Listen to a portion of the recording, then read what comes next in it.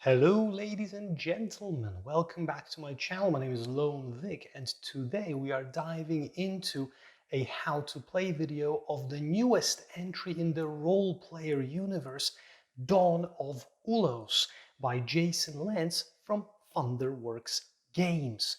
In this video you will learn how to set up a multiplayer game and what are the rules for a multiplayer game of Dawn of Ulos, a game of 1 to 5 players about controlling the fate of different nations of the role-player tale while being gods and being able to influence all of those tribes and all of those races that inhabit the world of the role-player universe. If you like the content that I'm providing here on my channel, if you like what I'm doing here, you can always support the channel by clicking the like button, hitting the subscribe and ringing notification bell, and I thank you for that. And well, if you feel like it, in the description to the video, as with all the others, there is a link if you would like to buy me a cup of coffee and showing your support in this way as well. This game is a new arrival from Kickstarter that I've been waiting for impatiently because I like tile-laying games and I like games with a puzzly element to it, and this seems like it's going to tick all of my boxes. So let's dive in and see how to set up a multiplayer game, and then let's talk about the rules. Okay guys, so let's start with the setup. As you can see, I've taken a different approach to the setup than in usual of my videos because all of the game is set up on the table right now, and let me walk you through all of the components that you need for a multiplayer game.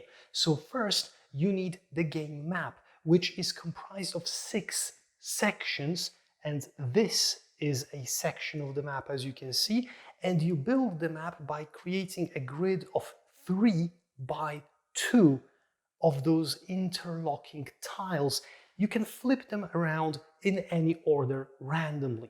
The power board should be placed somewhere next to the general map in easy reach for the players. You should take the rift tiles that you have in the box, shuffle them, and place one randomly on each of those darkened spaces that are called the wastelands, which is what I am doing right now. Once all of the wastelands are filled in, you can put the remaining rift tokens back into the box.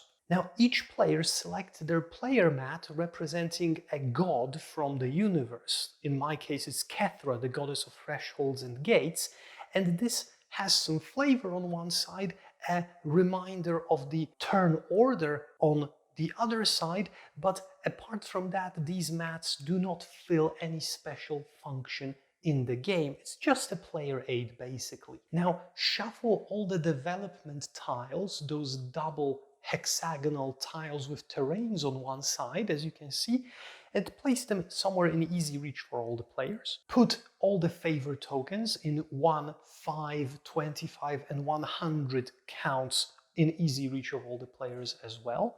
Choose 5 factions that will be playing in the game or taking part in the game, bearing in mind that those factions are divided into 2 types. Namely, you have factions which have cards with an action ability on them, or there are cards with the conflict ability on them. Now, there are 5 factions mentioned in the rulebook as the basic factions, and these are the ones that I've set up. So the Goblin, Satyr, Orc, Sheki, and Ratfolk. And there are also 5 advanced races that are in the box, and you can mix and match those almost however you want. But there is one rule.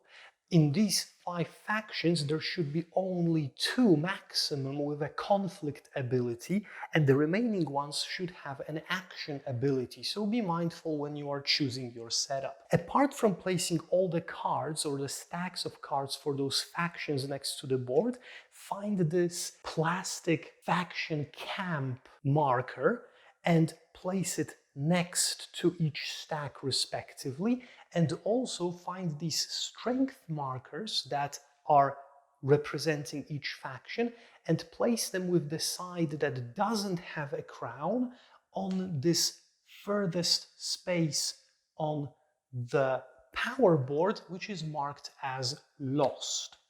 because the game is starting with all the tribes being lost and none of them having a space on the map. Determine the starting player and give them the starting player marker. Cool, isn't it? It's a dragon head.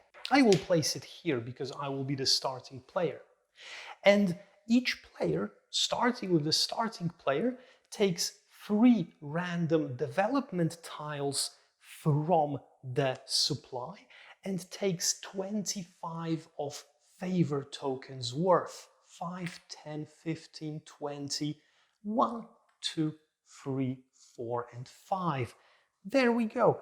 And we are ready to start a game of Dawn of Ulos. Now, let's start with some key concepts, ladies and gentlemen, for the Dawn of Ulos. Now, the faction cards will be bought by you or sometimes taken in other ways, and you have an unlimited hand of those that you can hold.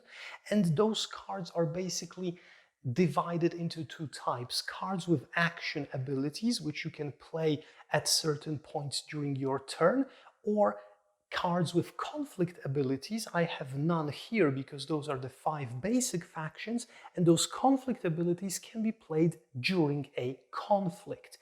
Each faction also has 2 hex types mentioned on the cards, which are their foundation terrains, and those terrains, if occupied by that faction, will make those factions rise in power. On the power boards, we have the power track for the factions, where they will be moving up and down during the game. Once a faction gets here to this last space, it gets flipped to its legendary side, so the side of the token with the crown, and even if it later lowers itself in power for some reason, it still stays legendary, and we'll talk about what it means later. This power is counted by the territories, the foundation terrains the faction occupies, so the faction prefers. There is also the faction strength that is dependent on the faction power, and the spoils, which is this third track. Over the course of the game, the players will be placing new development tiles on the map, increasing territories of certain factions, playing cards or purchasing cards in order to collect as many favor as they can. The end of the game is triggered once all of the development tiles are gone from the supply, or when 2 factions become legendary. At that point, you should play the game until everybody had an equal number of turns, so the last player is the player to the right of the player with the first player marker, and then you can tally up the points. So that's it in a nutshell.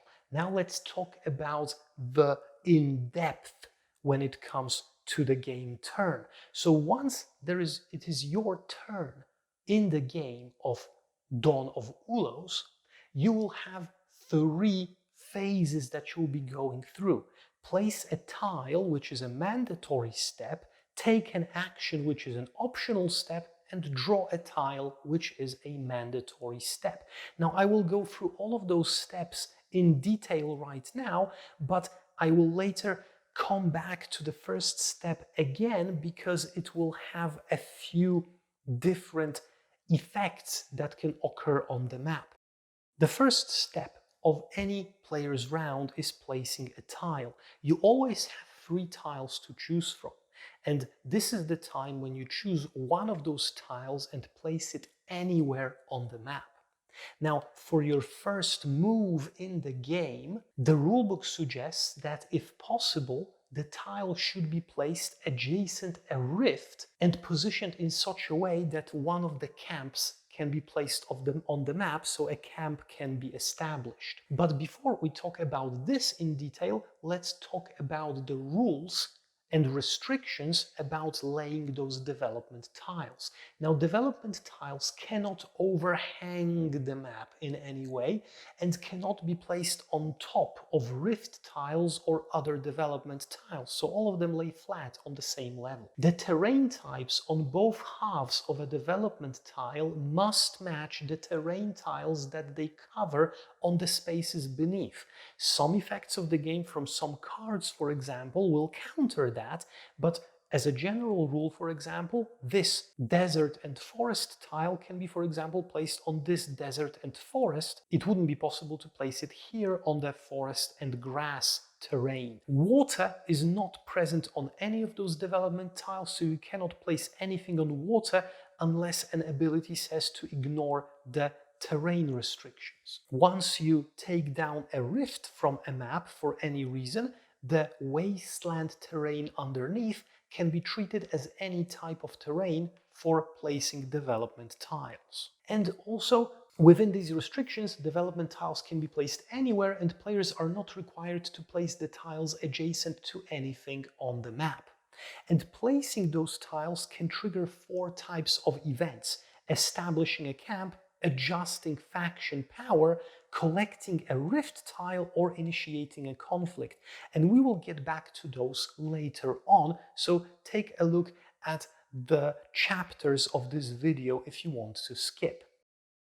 Now, the second step in your round is taking an action, and this, contrastingly to placing a tile, which is mandatory, taking an action is optional. Now, taking an action means that you can buy cards from these stacks over here, provided that the camps of those races are already placed on the board, so the camps have been established. So if there was a goblin camp, for example, already on the map, I would be able to purchase a card from this stack for the amount of favor tokens equal to the current strength of this faction. So for example, if goblins were over here on the power track and they were, like for example, here, and we'll be talking about how they go on the board later on, you would be able to purchase a maximum of 3 cards of any of the nations that are already present on the board, so in this case only goblins, for 4 favor each. So during your take an action step, you can either buy up to 3 cards of active factions from the supply, or you can use an ability. So reveal a card from your hand which has this action ability icon, one of those, and play it from your hand, discarding it ultimately. But when you play a card, instead of buying cards, you would, let's go back with goblins being here for a moment, you would first get the spoils equal to that nation's power, so you would get 4 favor for playing a goblin card right now, and then you would use the ability of a card. And abilities have different texts and effects, and they are usually based on how much strength the nation or the race has. I won't be going through all of the abilities, but they are very well explained in the rulebook. And once you've decided to either buy cards or play a card or not take any action at all in the second step, the third step is drawing a new tile so that you have 3 of them again, and this is a mandatory step. And once you finish this, the next player starts their turn and the game continues until the game end is triggered. And now let's rewind to the first step, so placing tiles on the map, and let's talk about those 4 events that can occur as a result of placing a tile. So the first event that can happen is that a camp can be established. So basically, when an unoccupied territory is created or expanded because you placed a tile on the map, or you separated a large territory into 2 small ones through conflict, for example, if this new unoccupied territory can fit one of the tribes that don't have their camp on the map yet, you can choose which camp to place, how to place it, and place it on the map. So remember, like I told you, the first placement of a tile in your game is advised by the rulebook to be next to a rift, and so that a camp can be established. So for example, if I take this desert and forest tile, and I decide to place it over here, covering a forest and a desert next to a rift, this would create a territory of 3 hexes in a line, and I would be able to choose one of those camps which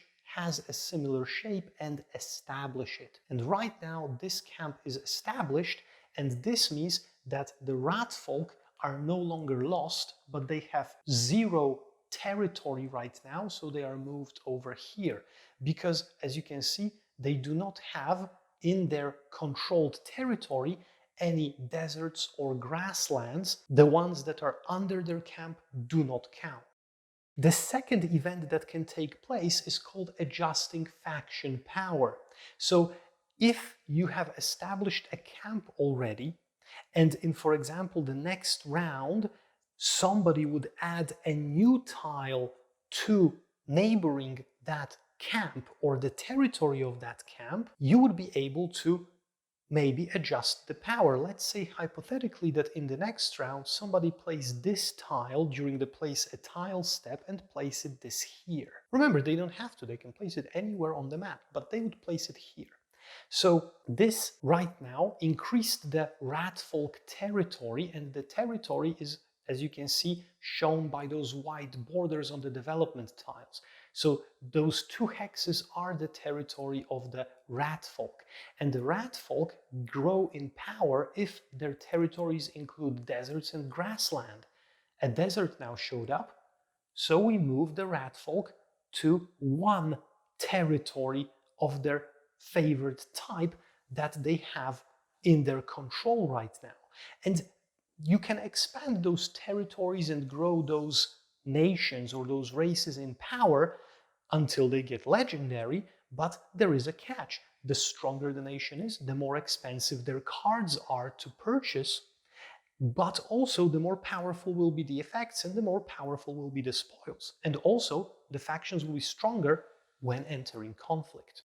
The next effect, so the third effect that can happen, is that you can collect a rift tile. And let me find another good hex that I can use as an example. So let's say that the ratfolk are being expanded by everybody right now in the game after, a few rounds, hypothetically, and one player places this tile during their place a tile step over here. This will mean 2 things.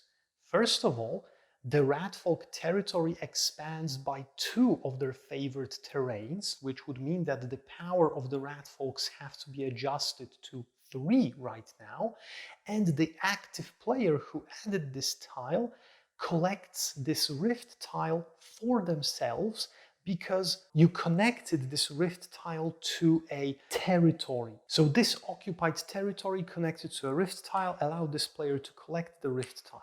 What can you do with a rift tile? You can flip it around, not show it to anyone, see what effect it has, and those effects are explained at the end of the rulebook as well.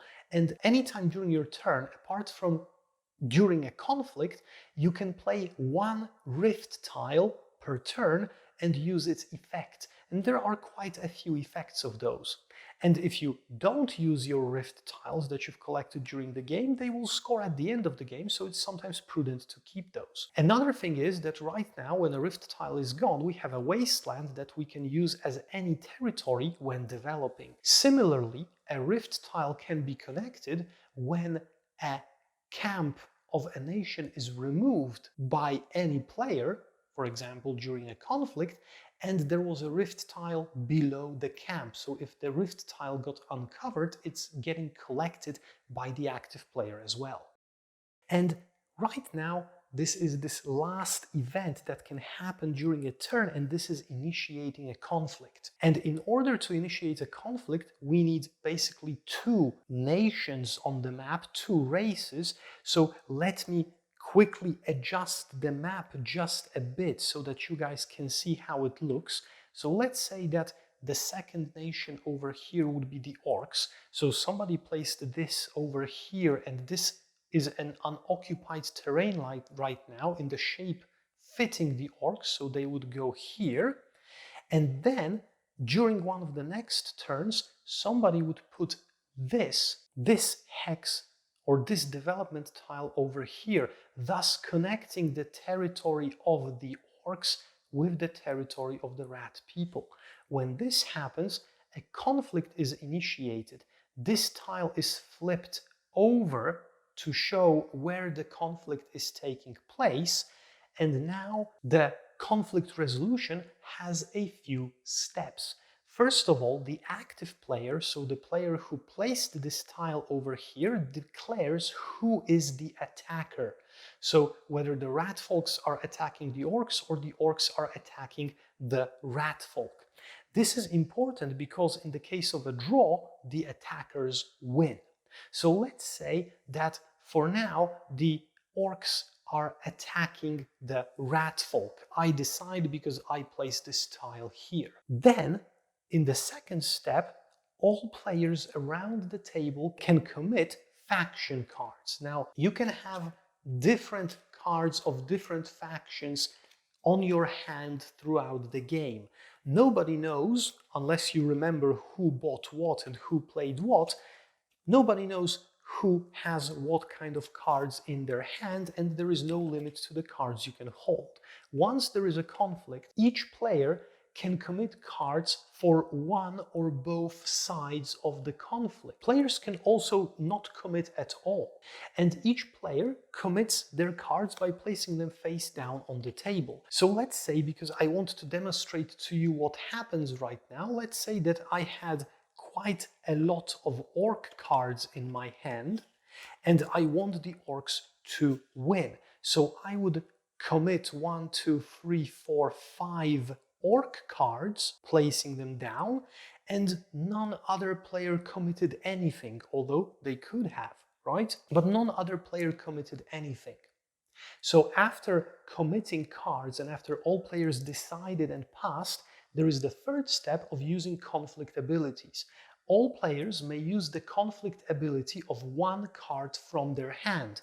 Currently, we don't have any conflict abilities over here, but if we had races with conflict abilities and you had them in their hand, you could use them in this way. You can't use conflict abilities in any other way but during a conflict. So this is done in seating order, starting with the player to the left of the active player and clockwise. You do not have to decide or declare whether or not you are going to use a conflict ability until it's your turn in this sequence, and cards played for their conflict abilities do not count as the committed cards, and they will not affect the conflict values for a faction. And to use a conflict ability, similarly to the action abilities from the cards, you reveal the card, you gain the spoil value respective to the current power of the faction that the card is from, you resolve the ability, and you return the card to the supply. After all the players are done with deciding whether they use their conflict abilities or not, you determine the winner. Each player reveals their declared cards, and the power of the factions is calculated. Now, the orcs are over here right now because they have 0 territory, but that means that they have a strength of 2. The rat folk, on the other hand, have a strength of 5. Each card declared by any player increases the strength of a nation by 1. So right now the orcs have 2 plus 5, which is 7, and the rat folk have only 5, so the orcs win. The faction with the higher conflict value is always the winner, and remember, in case of a tie, the attackers win. So you sum up all of the cards from all the players who declared and add them to the strength of the respective nations. Sometimes a player can declare cards for both of the factions, and you would count those as well. And now, after we know who won, we are returning the faction cards. Now, for each side of the conflict, both winning and losing, all players have to return half of the cards that they committed for that faction to the supply. So if I committed 5 orc cards, I need to return half rounded up, minimum, half rounded up, so minimum 3, into the supply, and the rest goes back into my hand. And players can return more, obviously. And for each card the player returns in this way into the supply, they gain favor equal to the spoils of that nation, of that faction, as indicated on the power track. After this is done, you remove the losing faction's camp marker from the board, and in the case if a rift was uncovered under it, the active player collects the rift, and you move the faction into the lost space because they're waiting to have their camp on the map again. And now you would do the sixth and last step of conflict, which is adjusting faction power. Once all conflicts have been resolved, flip over the face down conflict tiles that indicate the conflict and adjust the power accordingly. So right now the orcs have gained all this territory, and the orcs gain power through mountains and deserts, and they have 1 mountain and 1, 2, 3 deserts. So the orcs right now are here on the power track. Sometimes it can be so that a tile placement creates a conflict between 3 or more factions at once. In that case, conflicts are decided in pairs, so the active player decides which faction is conflicting with which one of all of those involved, and after this conflict is resolved, then another conflict is started, and so forth and so on. And once all the conflicts are resolved, we flip the tile and the winning faction takes all. Now, it might sometimes happen that when a conflict is finished, there is a territory that got split into 2 separate ones, and one of them is unoccupied. If this happens, the unoccupied territory can be used to establish a camp of any of the lost factions, provided that it is of the appropriate shape. So even if a faction just was removed from the map because it lost a conflict, if there is a space that is unoccupied, so doesn't belong to a territory of any faction, you can move this faction back onto the map instantly. It can happen sometimes. Okay guys, and this is basically it. So now that you know how to play the game, let's talk about the end game scoring. Now, as I mentioned, the game ends once the supply of the development tokens runs out, or 2 nations, 2 factions become legendary. Once that happens, finish the round up until the player to the right of the starting player, so that each player had played an equal number of turns, and the final scoring is done. The final scoring is the amount of favor tokens that you've collected throughout the game, usually collecting them through spoils for playing cards in conflict situations or as actions. And then for each card in your hand, you gain favor equal to the power of the respective faction. So for example, if at the end of the game I had 3 orc cards in my hand, I would get 15 points, because 3 times 5 is 15. If the faction is legendary, so the orcs were legendary because they reached the end of the track but then lost a lot of territory and got, for example, demoted here, each card would be worth 2 additional points because of the legendary status. And then if you have any unused rift tiles that you've collected throughout the game, you gain 3 favor tokens for each of those. You tally up all your favor tokens, and the player who has the most is the winner. I didn't mention one thing, because I've placed those black cubes over here in the corner, and through all the explanation of the whole game I haven't talked about those.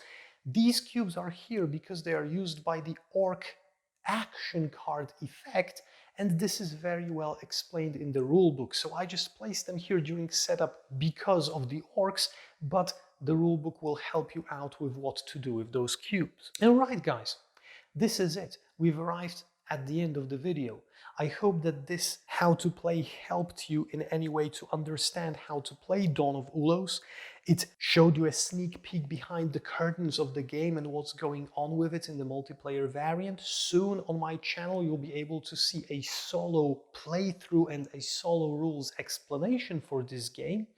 And if you have any questions or any comments, please feel free to use the comment section below to ask anything or, share your thoughts. I'm trying to respond as much as I can to everything that you throw my way. For now, thank you very much for watching. My name was Lone Vic. This was Dawn of Ulos, a role-player game from Thunderworks Games. And remember, if you would like to support my channel because you like what I'm doing here, you can click the like button, hit the subscribe and ring notification bell below this video to be notified about new content coming to my channel regularly right now. And If you would like to support me even further, there is a link in the description to this video if you want to buy me a cup of coffee. Thank you for being here. Thank you for staying tuned. I hope you are having a great day. See you next time. Bye bye.